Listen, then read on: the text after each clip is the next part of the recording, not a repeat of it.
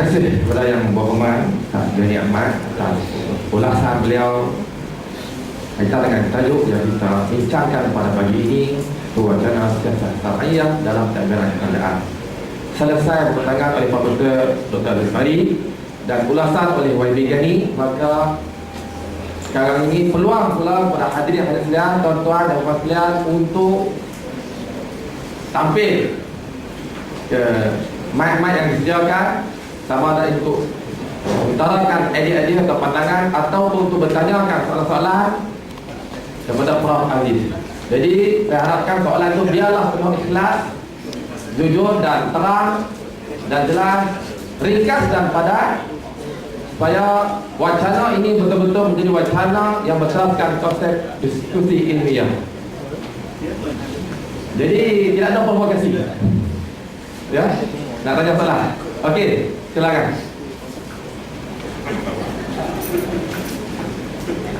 Assalamualaikum warahmatullahi wabarakatuh.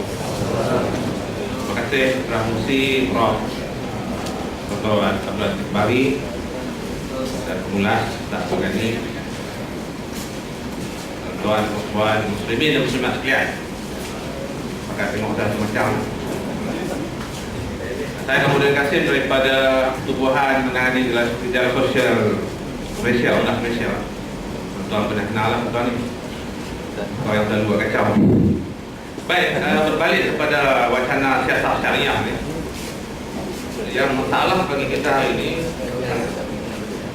kadang-kadang kita kurang memberikan tafsiran yang jelas terhadap undang-undang yang sedia ada. Utamanya khususnya kalau di Kedah ni kanun jenayah syariah negeri yang kadang-kadang diambil kesempatan oleh pihak lain ataupun orang bukan Islam. Dan beberapa isu yang tadi disentuh oleh Prof. Dr. Al-Fari tadi berkait isu di kulit, sebab dia akan timbul masalah bagi kita dalam pelaksanaan undang-undang yang sedia ada, untukan undang yang sedia ada tu. Satu pihak, kita tetap pihak pelaksana, walaupun peruntukan kita kata lesen judi itu di bawah bidang kuasa Perdana Negeri yang melalui agensi kerajaan, iaitu Pejabat Daerah. Ini banyak kawan-kawan dalam orang yang non-Muslim, bukan yang Muslim pun dia masih keliru. Dia kata kejap okey, kejap tak okey. Ini saya kira kalau Dr. Hamdan masih ingat lagi tahun 2008, pertengahan tahun 2008, ketika kita masuk ke pusat sebuah pusat hiburan, disko dangdut di Langkawi, karya Masjid Nurul Hidayah Kalibang, ataupun dikenali dengan Mini Anyai. Sebab kita kurang turun padang untuk menjelaskan untukan undang-undang yang sedia ada supaya mereka faham. Kalau kita nak baik boleh tambah lagi dia punya untukan itu, tak timbul masalah. Kadang-kadang begini, saya nak cerita pengalaman bila kita masuk ke disko dangdut. Ketika itu Dr. Hamdan ada, pegawai agama daerah Langkawi ada, ikut serta imam pun ada. Begini, kita masuk, kita jumpa toke disko tu 2000, pertengahan 2008. Dia punya lesen yang dikeluarkan oleh pejabat daerah itu telah mati penghujung 2007.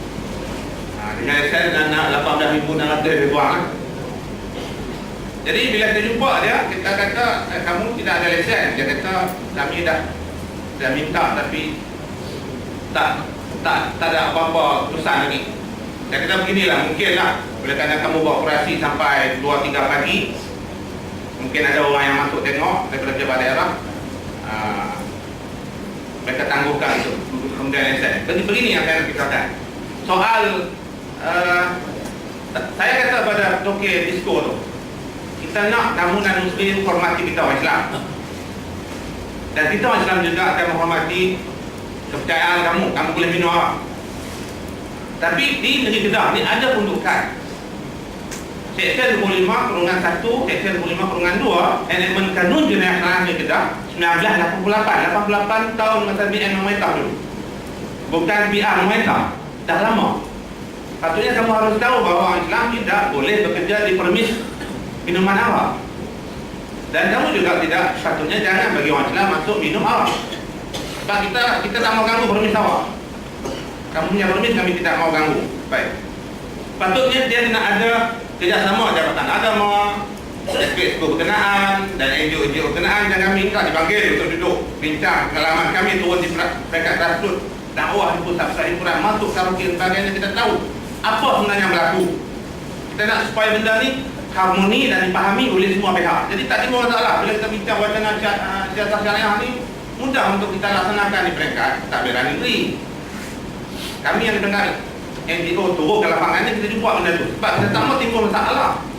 Sebab mereka hilang dan berlaku di kuliah ni jenah jawab kan dan sahabat. Dia nak jenah jawab kan kita.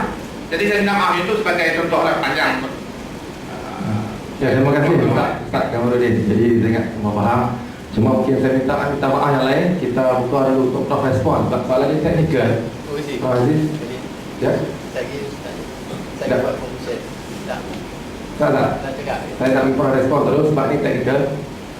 Untuk teknikal tentang saya melihat isu yang biasa, sebab undang-undang memang sedia ada, soal pelaksanaan saja. Cuma yang menjadi menimbulkan kekecohan, kontroversi ialah soal media memainkan dan mengintar musim benda itu begitu rupa, seolah-olah apabila Pakatan Rakyat PAS di Kedah ini mengambil alih, dia buat undang-undang yang begitu ketat sekali, sedangkan kenyataannya ialah bahawa benda itu sudah wujud lama. Jadi saya rasa di sini sesuatu perkara yang mungkin pada saya ini soal kebijaksanaan pimpinan politik negeri lah, bagaimana nak melaksanakan itu yang pertama. Yang keduanya, bagaimana menangani itu. Dan saya rasa di sini mungkin elok dilihat daripada segi machinery penerangan. Sebab cara penerangan sangat penting, dan saya rasa ini juga berlaku tak sahaja di Selangor pun berlaku. Ada banyak kerja baik yang dibuat oleh pentadbiran negeri yang baru, tetapi oleh kerana machinery penerangan itu, jentera penerangan tidak cekap, tidak kemas, maka mereka rakyat tak dapat maklumat yang sebenar. Tetapi ini mengambil masa, saya akui. Dan alhamdulillah saya kalau di Selangor sekarang ini, penerbitan Selangor kini telah menjadi satu perkara yang saya fikir memantapkan dan sentiasa dinanti-nanti. Mana setiap hari Jumaat diedarkan di masjid sebagainya, dan kita ada jentera penerangan melalui TV Selangor, TV web dan radio web pun ada. Tapi masih lagi tidak dapat melawan propaganda dan penipuan fakta oleh pihak RTM, TV3, Utusan Malaysia dan sebagainya. Tapi saya rasa mereka pun letih sebenarnya. Dan saya rasa walaupun mungkin kita masih lagi merasa bahawa banyak yang kita lakukan, saya rasa untuk PRU yang akan datang, sekurang-kurangnya dengan incumbency advantage ini, saya rasa ini menjadi kekuatan berbanding dengan sebelum 2008. Ada kekuatan sebenarnya. Maknanya insya-Allah ya, dalam menghadap PRU ke-13 ini kita mempunyai kekuatan di negeri-negeri yang sudah sedia diperintah oleh Pakatan, ada advantage. Maknanya kita ada satu gol pendahuluan untuk separuh masa pertama, ya. Tepat bulan pada kita untuk pertahankan untuk masa kedua, ya. Jadi saya nak sebutkan supaya media ataupun agensi penerangan diperkuatkan dengan cara, sebab saya rasa saya mendapat juga komen yang negatif daripada kawan-kawan pengamal media, terutama di Kuala Lumpur. Mereka tak ada maklumat, ya. Dan saya rasa mungkin oleh kerana kawan-kawan kita dalam pentadbiran Pakatan Rakyat di negeri Kuala terlalu sibuk bekerja agaknya, tak ada masa nak senyum dengan mereka, tak ada masa nak buat majlis dengan mereka, tak ada masa untuk memberikan kemudahan mereka bekerja. Sebab saya rasa media sangat penting, ya. Ini yang saya rasa saya boleh kongsi dengan kawan-kawan di sini, supaya jangan lokek dengan media itu. Sebab media nak membantu sebenarnya, tapi kalau mereka tak dilayan dengan sepatutnya, kita tak dapat apa yang kita nak itu. InsyaAllah jawapan ringkas dan padat walaupun soalan panjang tadi. Jadi saya minta teruskan. Assalamualaikum dan selamat hari. Nama saya Muhammad Mahathir bin Sugua, mahasiswa UiTM Merbuk, jurusan Sains Pentadbiran tahun kedua. Saya ada satu soalan. Baik, seperti mana yang kita tahu bahawa dua elemen penting dalam sebuah negara demokratik ialah doktrin pengasingan kuasa, separation of power, dan juga check and balance. Jadi saya nak minta pandangan daripada Profesor Dr. Abdul Aziz Bari, dan saya juga lalukan respon daripada YB Ustaz Abdul Ghani berkenaan dengan proses dan perjalanan dua elemen ini dari konteks siasah syariah. Jadi mohon pandangan daripada para panel yang ada. Okey, terima kasih Mahdi. Soalan ni saya ingat dia untuk prinsip, tangguh dulu jawapannya kita kan. Assalamualaikum warahmatullahi wabarakatuh. Terima kasih banyak pada Tuan Pengerusi. Sekiranya soalan saya mampu, saya dulu. Minta nama. Dengan izin 1 minit. Saya tujuh lebih dulu daripada Al-Ustaz. Kalau soalan mampu, lebih daripada 1 minit, minta 10 saya dulu. Ini selamat datang Tuan Profesor. Saya tak mau cakap panjang, nak cakap masalah. Pertama, saya nak minta pendapat dan pandangan Tuan Profesor tentang kedudukan Islam pada hari ini dan nasib-nasib bangsa Melayu, Hindu dan Cina dan lain bangsa sekiranya UMNO dan Barisan Nasional dulu, kini dan selamanya diurus takbir. Kita bagi urus takbir. Bagaimanakah pandangan doktor dan pendapat doktor tentang mereka ni kalau kita bagi depan lagi urus takbir, atau kita nak kerat dekat isu ataupun kita nak pergi lepas tu. Suatu soalan.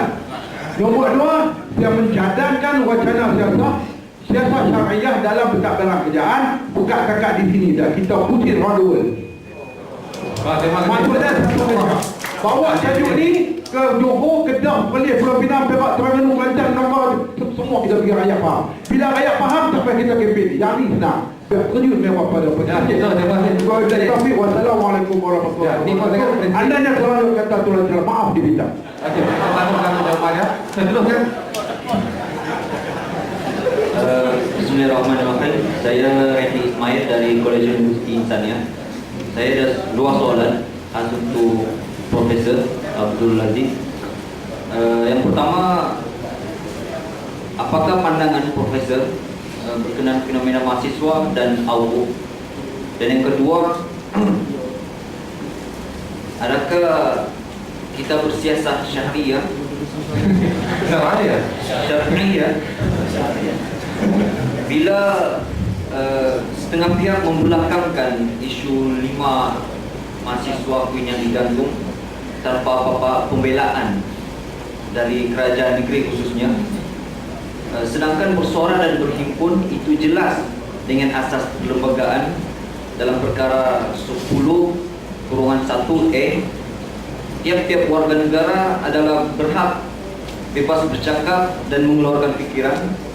(1)(b), semua warga negara adalah berhak berhimpun secara aman dengan tidak bersenjata. Atau berlaku double standard jika dibandingkan antara kes 5 orang mahasiswa UIN dan Adam Adli. Wallahualam. Terima kasih. Nama awak? Main? Randy Ismail. Randy Ismail. Okey, teruskan. Assalamualaikum warahmatullahi wabarakatuh. Saya Muhammad Fashol Fadil, atau dalam Facebook account saya @fashol_fadil. Lalu ditulis begini ya. Dalam wacana yang bersifat ilmiah dan juga Islamiah ini, saya ingin berkongsi pendapat. Pandangan saya iaitu cara pelaksanaan hukuman mengikut undang-undang syariah. Sekarang ini rakyat dan masyarakat Islam masih lagi keliru, belum faham sepenuhnya,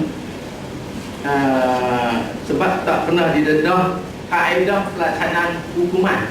Yang kita tahu hukum hukum, denda, tiada.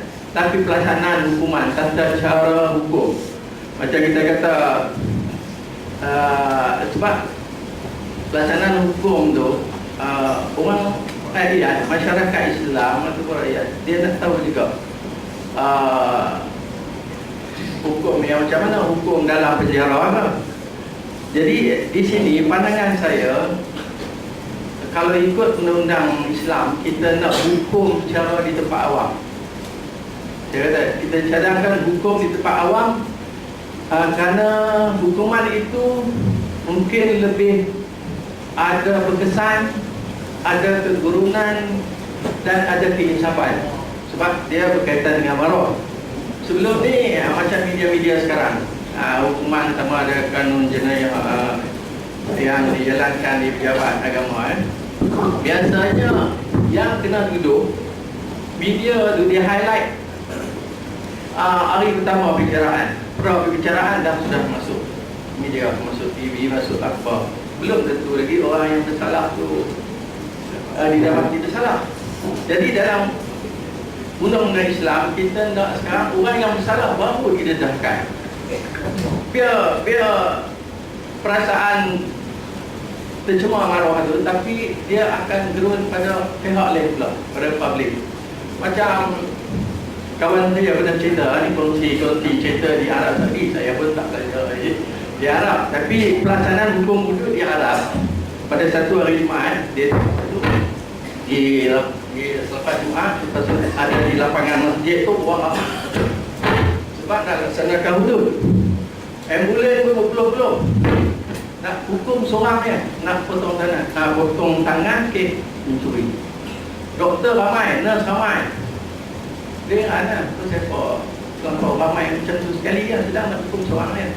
Rupanya bila sampai ketika pelaksanaan hukum tu tadi, bukan hukum yang digambar macam yang kita nampak ni, hukum potong tangan tu ambil parat terus potong, kerat, tidak. Di sana dia punya pelaksanaan ni hukum, dia potong cara sikit bius, lepas tu potong di pergelangan tangan tu, sehingga sampai satu ketika urat yang dipotong tadi putus, meloncat tangan ni, terbang pada kepala Muhammad. Itu yang Amai pingsan, ambulans dia tu sebab nak bawa orang pingsan. Saya dengar kawan saya cerita ni. Sahabat Arab Saudi yang tengah tengok online TV sekarang ni boleh desahkan. Jadi kita berbalik, saya cadang sekarang ni, pelaksanaan hukum Islam ni, kita jangan fikir tentang hak asasi manusia, jaga maruah apa. Sebab kena buat macam ni. Kalau tidak, sampai bila keadaan jenayah tu berleluasa. Saya sekian. Ya, terima kasih Encik Safa. Okey, insya-Allah cadangan yang baik. Okey, kita bagi Cik yang depan dulu, buat aja yang Putri. Okey, silakan. Assalamualaikum warahmatullahi wabarakatuh. Saya tulis persoalan daripada hasil ucapan Profesor Dr. Zia Al-Jibari. Saya dapat mengumpulkan persoalan pendek. Saya harap Profesor dapat jawab soalan panjang lah. Profesor tengah student dulu.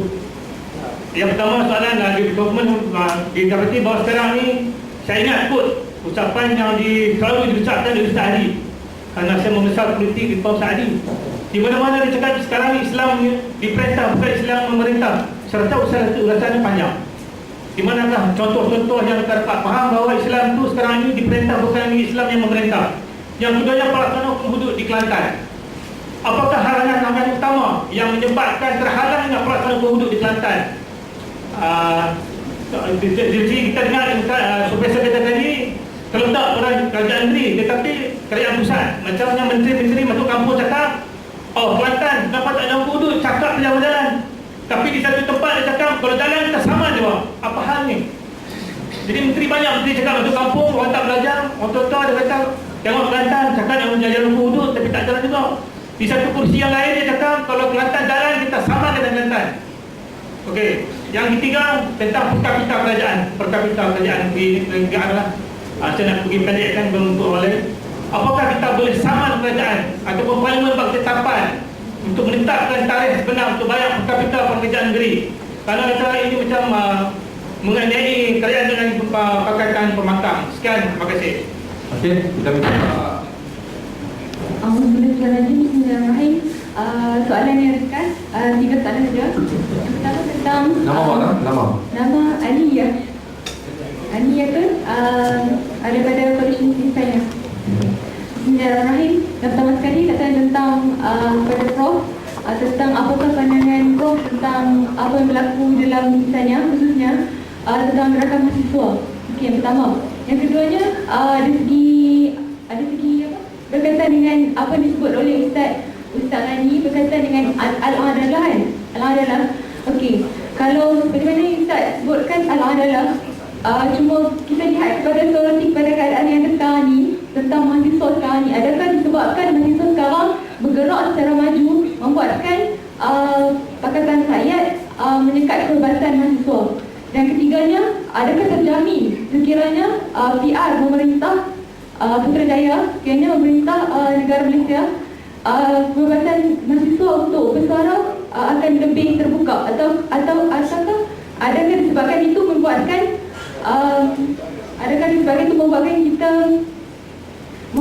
Pakatan Rakyat akan membuatkan Pakatan Rakyat menjadi lebih agresif atau sanggup menerima teguran? Wallahualam. Teruskan. Bismillahirrahmanirrahim. Assalamualaikum warahmatullahi wabarakatuh. Saya Ahmad Nazif Muhammad Azmi dari SMK Datuk Seri Ahmad Panantra dan juga Abid Panantra. Saya ada dua soalan dan satu pendapat, Prof. Okey, soalan yang pertama, apakah perbezaan kandungan perlembagaan tentang agama Islam adalah agama rasmi dan agama Islam sebagai agama persekutuan? Soalan kedua, kandungan perlembagaan menyatakan setiap perkara sama ada enakmen, akta, ordinan, undang-undang dan sebagainya yang bertentangan atau bercanggah dengan perlembagaan persekutuan adalah terbatal dan tidak sah. Dan yang ketiga, pendapat Prof mengenai pemberian kefahaman yang jelas tentang siasah syariah dan sistem pentadbiran sama ada legislatif, eksekutif dan juga judiciary dalam Islam, mengikut ajaran Islam. Dan kita perlu mendidik masyarakat yang masih tak faham. Sebagai contoh, saya ada terbaca artikel mengenai pendapat rakyat tentang hudud, dan rakyat ada yang menyatakan dalam hudud itu ada sula, padahal tak ada pun. Maknanya fahaman, terutamanya juga kita perlu bagi fahaman kepada bukan Islam. Wallahualam. Terima kasih. Tanya, sebenarnya kita masih ada bangku sekolah. Okey, yang terakhir yang satu lagi kita beri peluang. Bismillahirrahmanirrahim. Assalamualaikum warahmatullahi wabarakatuh. Ridwan bin Abu Bakar. Soalannya ke depan, insyaAllah. Senarionya adalah selepas 17 hari bulan 6 tahun 2012, setelah Pakatan Rakyat dapat memerintah Putrajaya dengan keputusan 176 Pakatan Rakyat dan selebihnya Barisan Nasional.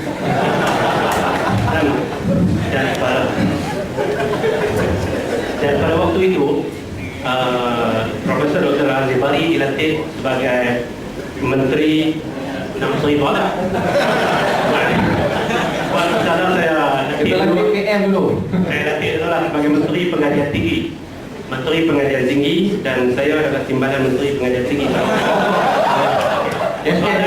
Soalannya, sudah tentu bila kita berbicara tentang siasah syariah, terutamanya kita nak mengaplikasikan adalah pentadbiran kerajaan.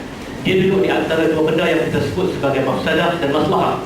Di antara maslahah dan mafsadah yang perlu diberikan dan diraihkan oleh orang yang akan melaksanakan perkara tersebut dalam pengurusan pentadbiran. Saya mohon daripada yang berhormat Dr. Razif Bari waktu itulah atas nama sebagai Menteri Pengajian Tinggi, terutamanya berkaitan dengan AUKU yang banyak disoalkan tadi dan sebagainya. Apakah agaknya asas-asas yang nak diterapkan menggunakan konsep siasah syariah bagi memelihara maslahah dan menolak mafsadah, supaya mafsadah itu diperkecilkan, maslahah itu dibesarkan? Tak jawab di sini, tak apa, jawab petang ni di Dewan Guru. Saya nak promosi Dewan Guru petang ya. Assalamualaikum warahmatullahi wabarakatuh. Okey, bagi saya peluang lah, kita bagi Prof tadi jawab dulu. Kalau dulu nanti tak kena jawab, kalau tak kena jawab lah. Begitu banyak soalan yang tak ada pilihan nampaknya. Kalau universiti yang Queen dia ada soalan pilihan. Kalau 6 soalan jawab 4, mana-mana 4, jangan jawab semua. Jadi tuan Pengerusi, kalau boleh mohon nanti kalau ada yang saya terlupa jawab, sama terserah kepada yang YB setakat dia. Pertama soal doktrin pengasihan kuasa dengan semak dan imbang tadi. Sebenarnya apa yang menjadi masalah atau memeningkan kepala ialah dua konsep ini adalah konsep yang berkonflik. Konsep persaingan kuasa itu membagikan kuasa di antara legislatif, eksekutif dan kehakiman.